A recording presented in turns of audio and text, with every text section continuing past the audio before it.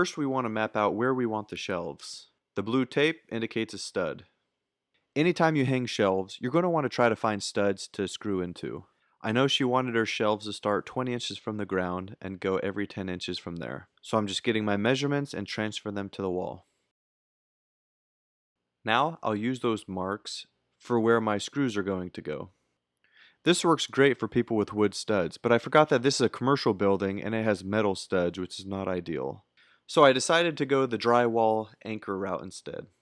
I made sure my tape was plumb, and I used that as a guide to transfer my marks over. To put it simply, you only want a straight plumb line, and then make sure you have your marks at the height you want. To cover the screw holes in the drywall, I'm going to use the shelf to hide those, as you can see right here with my pencil.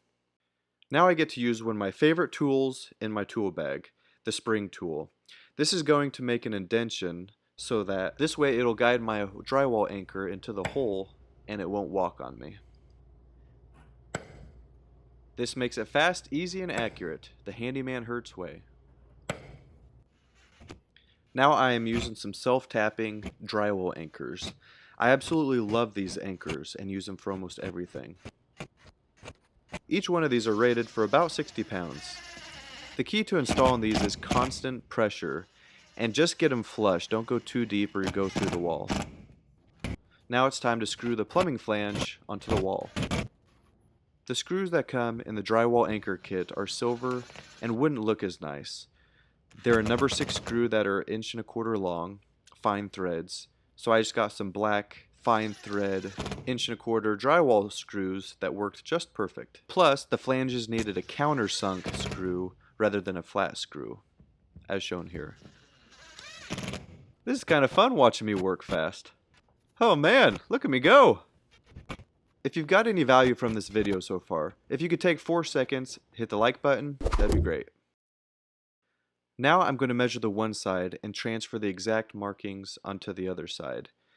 Now, ideally, they should be at 20 inches, 30, 40, 50, 60, and 70, but I noticed they're about an 1/8 to 1/16 of an inch off, plus or minus. You won't notice that on shelves, but I just wanted to do it right.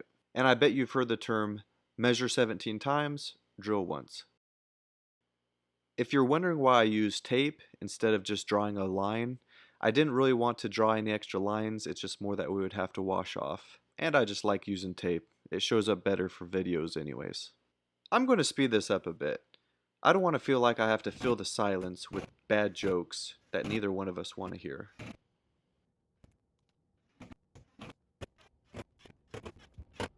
This might be obvious, but there's no reason to get a wrench and tighten these babies. Hand tight's fine. I use pipe straps for this. You don't need very much to keep the shelves from moving around. There I go with my tape again. I just use tape to line up the edge of the shelves.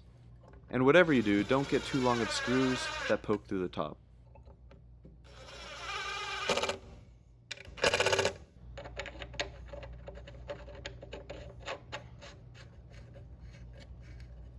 Heather picked out these boards, which are actually pre-finished, pre-stained stair treads.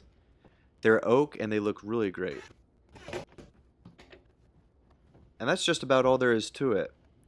I've got a lot of great videos coming out, so consider subscribing and hit that like and notification bell, and I'll see you on our next video.